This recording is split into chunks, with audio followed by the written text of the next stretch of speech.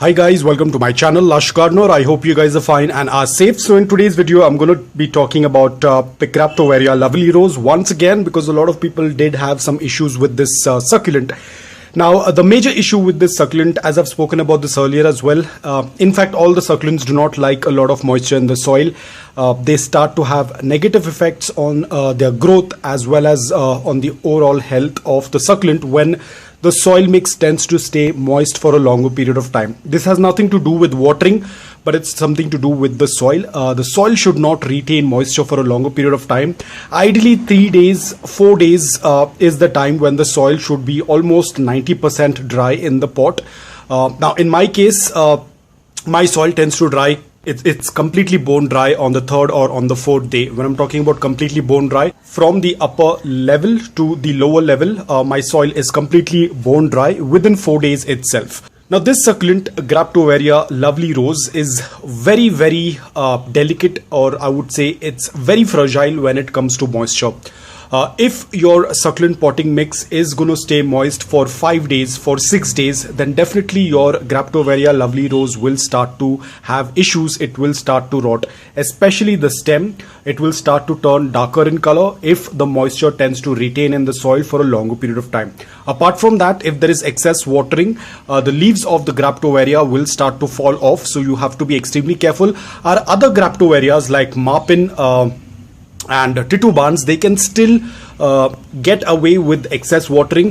They will get damaged, but you can still help and revive them. But in this case, the stem usually tends to get affected and then the leaves start to fall. So you have to be extremely careful.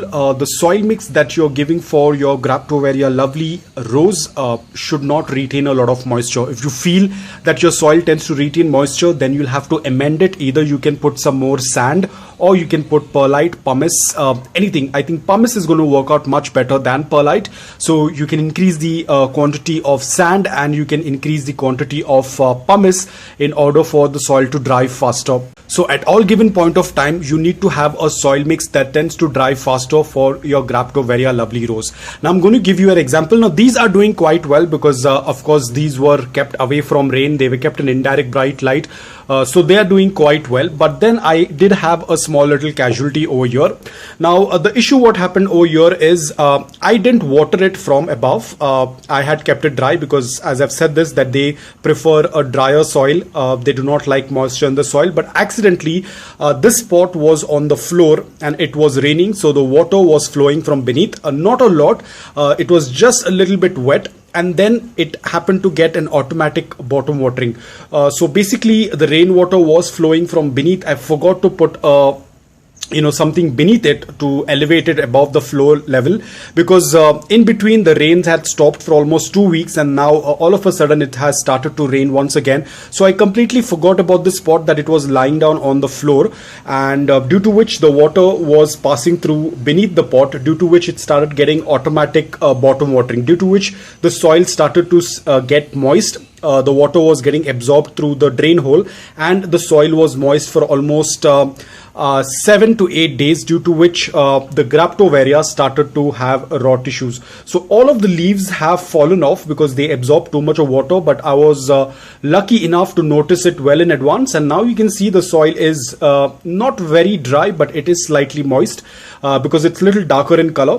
But luckily I was able to notice this before it could have gone bad, because after all the leaves would have fallen down, definitely the stem would have started to turn darker in color. So luckily I noticed it, and I also tried to clear some of the soil around the root area, and I noticed that there are some roots, which means that the stem is still very healthy. It has not gone bad. So luckily I happened to notice well in advance. Now if it would have been in the same position for another 2 or 3 days, definitely this succulent would have got rotted. So now that I have my eye on it, I'm going to keep it in a place where it doesn't come in contact with any water or moisture. So the whole idea of this plant is you have to ensure that they do not come in contact with constant moisture. Otherwise they are going to either have a stem rot, they will drop all their leaves, or they will have a root rot.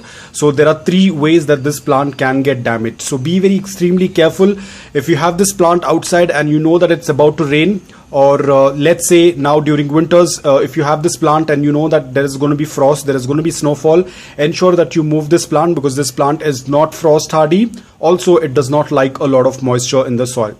So guys, I hope that this video was helpful to you. If it was, please hit the like button. If you're new to my channel, please consider subscribing to it. Until then, take care, stay safe and keep planting.